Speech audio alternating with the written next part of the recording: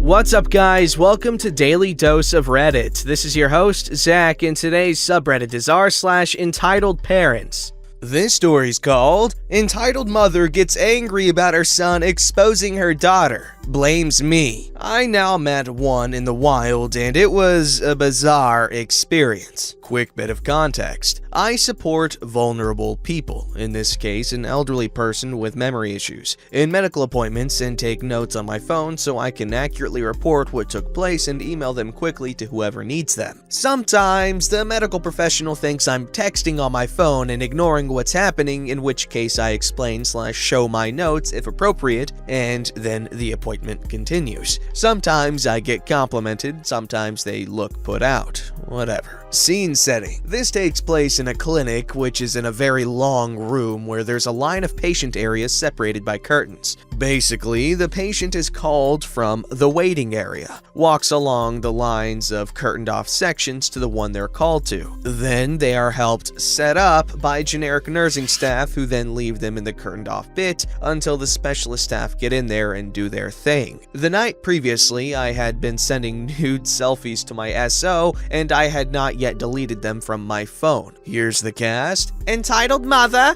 a mother attending with 3 kids. Teenage girl, the patient attending the clinic with her awful mom and 2 siblings. Tiny toddler, the youngest of entitled mother's children. Entitled kid, the presumed middle child of entitled mother. Carl, the person I'm supporting. And then there are an assortment of nurses that I'll decide the voices of later because, goodness gracious, the cast list is full this time around, guys. Alright, so Nurse 1 calls Carl into the clinic, and he and I help Carl down to the bay next to teenage girl. Entitled mother calls Nurse 1 into their bay to help teenage girl with something, and I help Carl set up. Nurse 1 comes back and finishes helping Carl set up. I get out my smartphone and make generic notes, time, date, etc. Tiny toddler crawls under the curtains dividing Carl and teenage girl's bays. Carl is delighted and asks tiny toddler's name. Tiny toddler goes red and crawls back under. A few moments later, tiny toddler crawls back. Hello, where did you come from? Tiny toddler points. Are you here to get Treatment. Tiny toddler shakes head. I'm here to get treatment. To tiny toddler, I say, shouldn't you be with your mom? Tiny toddler shrugs. I used to run off all the time when I was a kid. I tell tiny toddler, do you know where your parents are? Tiny toddler points back to the curtains he just crawled through.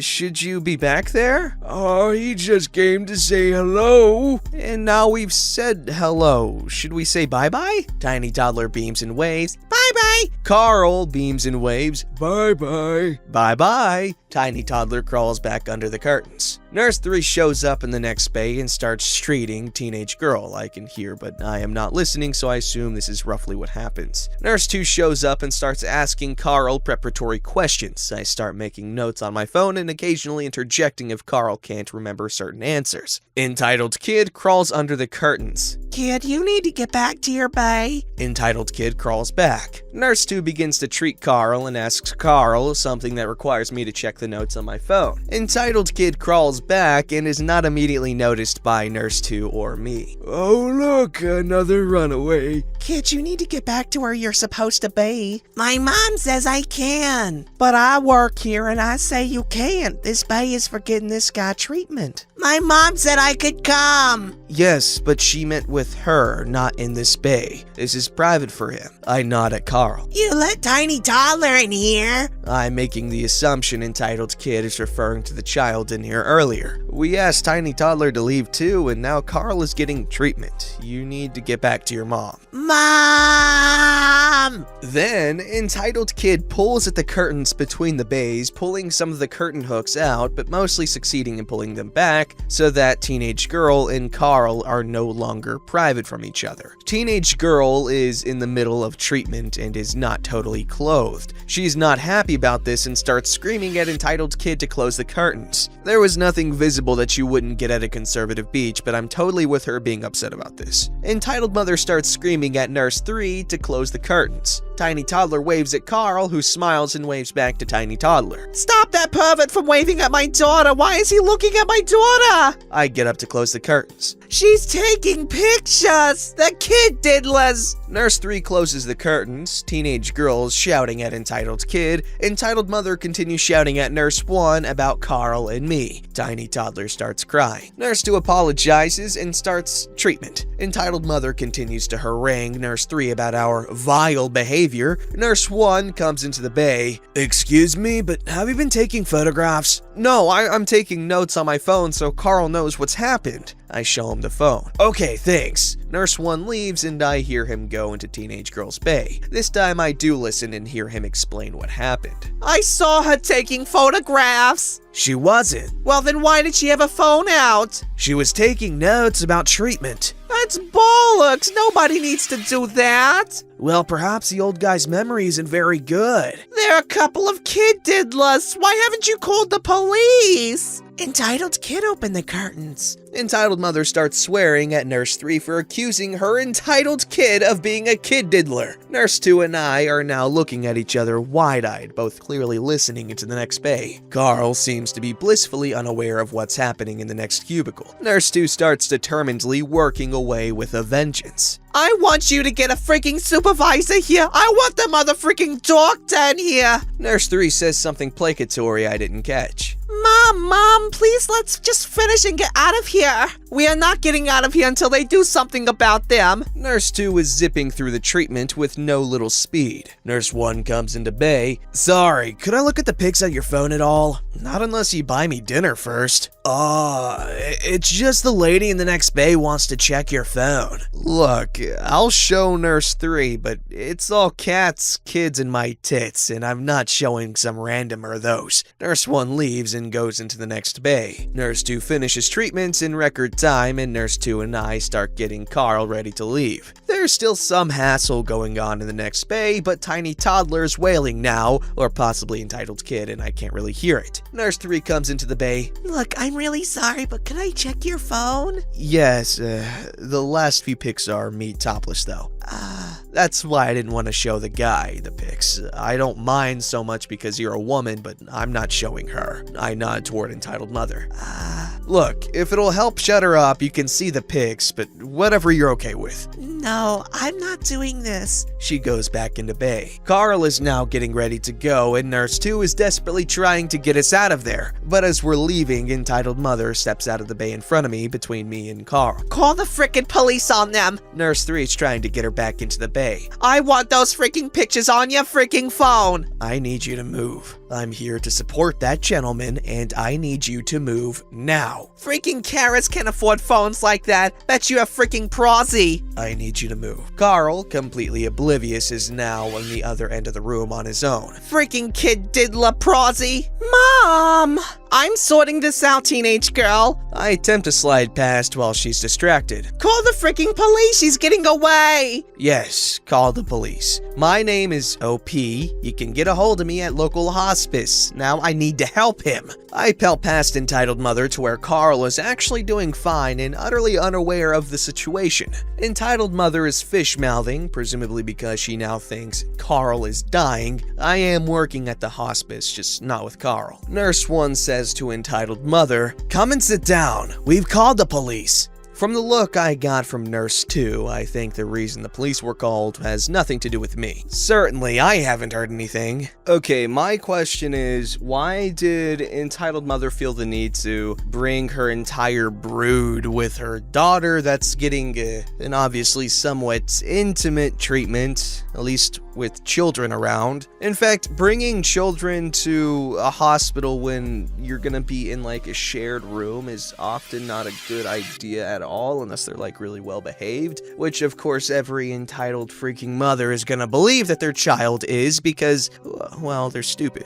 Alrighty, this next story is called "And Scissors Cost How Much?" You know the drill. Here's the cast. Entitled Mother. Entitled Crotch Goblin? Me, your humble narrator. Okay, let's start with the situation. My workshop is located in an office building no longer in use, but you're using it. As a result, they opened it up to various smaller companies to work there. I only recently opened the workshop at this location and am still very busy with moving as well as getting to know what everyone does. They are mostly online shops and artists who have a room there. The hallways where I have my office is locked off with an access code. It started on a Sunday. I like working on Sundays because there's nobody in the building, so music on and start working. What I do in my workshop is working with leather, faux furs, and faux leathers. So I have an array of knives, scissors, needles, punches, and pliers that would not be misplaced in a Lovecraftian horror scene. Only I needed to go to the bathroom, so I closed the door, but I did not lock it. In hindsight, I should have locked it, and from now on I do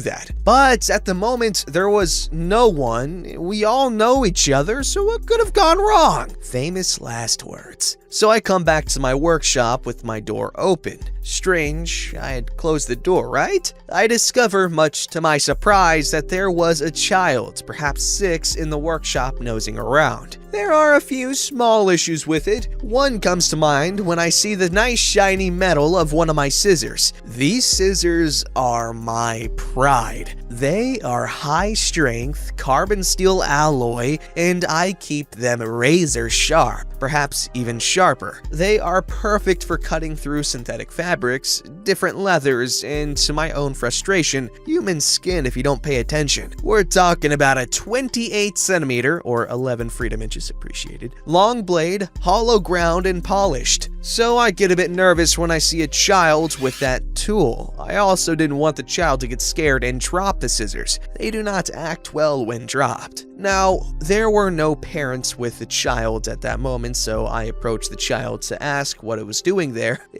And more importantly, for my scissors back. Shiny objects and children. No luck in getting my quite expensive scissors back. So I get a bit sterner. I do not want to grab for the scissors, as it's as dangerous for me as it is for the child. Do you know how difficult it is to clean blood from a floor? Yes, I do. Now, when I talk stern, I do raise my voice a bit, and it does carry. So finally, the mother made an appearance. Apparently, learning after the fact, she was visiting a therapist with her child. Figures. At first, it was quite nice. I asked the mother for my scissors back and to remove her child from my workshop. The mother did also not have luck with getting the scissors back from the child, who now became frustrated that 2 people were asking for her newfound toy back. Following conversation translated from Dutch. Sure, there's no harm in letting entitled child play with it a bit longer. Ma'am, I have work to do and the scissors are quite dangerous. There's a reason I have that on the wall, and I pointed to a large, well-equipped industry first aid kit. Then why is she here? Beats me, but I do have to ask you to leave. This is no place for a child. My following error was to take a step to entitled child with my hand open and making a gesture for the scissors. The child gave a cry and threw the scissors on the ground. It dropped on its tip and did me a kind job of breaking apart. It is said that a Dutch guy can swear for 2 minutes, uninterrupted, without repeating themselves. And at that moment, I had to keep myself from teaching the child a whole new vocabulary of words that would make the devil ask if you could keep it civilized. It's not the child's fault. It hardly ever is at that age. I took the scissors and the tip carefully from the ground. It was about a centimeter long and there was no way I could grind the blade back to repair the damage. So I looked at the mother. This is a problem. Yeah, sorry. Here, have a tenner. That should be enough. Not even close. These scissors cost me about 120 euros a piece. That is 120 euros wholesale price, not retail. I want it replaced, not to make a profit on it. For a moment, I saw her soul leave her body. Well, you shouldn't have left your door open. Technically, she was right, but technically, you should always watch your child. The door was closed, just not locked. I do ask for some compensation for the breaking of my tool, since you are responsible for your child. a child who was looking with tears in her eyes to the scissors I was holding. "No, you will not get it, demon spawn." I do not know why, but she calmly took some cash from her wallet, threw it at me with the words, "Take your bloody money," and left with roughly pulling on entitled child's arm, who started to cry at this point. The only consolation is that what she threw at me was a bit more than the cost of new scissors, so technically I made a profit. Hey, a good ending to a story. That's pretty nice. You made a profit, the mother and the child are out of your lives, and you've learned a very valuable lesson. Always keep your doors locked when there is potential for entitled crotch goblins to find their way into your workshop and break your leather scissors and stuff. You know how it is. But then again, you did make a profit, so is there really a lesson to be learned here? And if there is it to leave your doors locked or unlocked? And it's a joke, guys, don't take it seriously. Obviously, lock your crap because you might not be so lucky. This story's called That Time an Entitled Parent Had a Tantrum. So at the moment, I work in retail. I work at a small antique and secondhand shop in the UK, and I'm often working in the shop on my own. We sell a variety of odd bits and bobs. Now, we never give discounts. It's a rule because once you give one person a discount, you have to give everyone a discount because someone could turn around and say, "Well, you gave that person a discount." Or my personal favorite, "You gave me a discount last time at the other store," that we don't have. It's just one guy who has one member of staff to cover his auction days every week. So this little chap comes in when I'm on my own in the shop with his two little girls. You might want to adjust your wording there a bit. He spots an item that he wants and sends his little girls to ask for a discount. I say we aren't permitted to give discounts to anyone. Mind you, this item was also £2, so if you're that skinned, save your money and don't waste it on stuff you don't need. The bloke blows up, starts screaming at me that I'm greedy and I should give it to him for free for being so disrespectful to him, and he's gonna call head office to complain. Joke's on him for that one, we don't have a head office. I also should respect my elders. I've ruined his child's half term. I'm just a generally terrible person and he's never shopping here again. And what do I say as he storms out with those two mortified looking kids? Have a nice day! Don't forget to like, subscribe, and hit that bell to never miss an episode.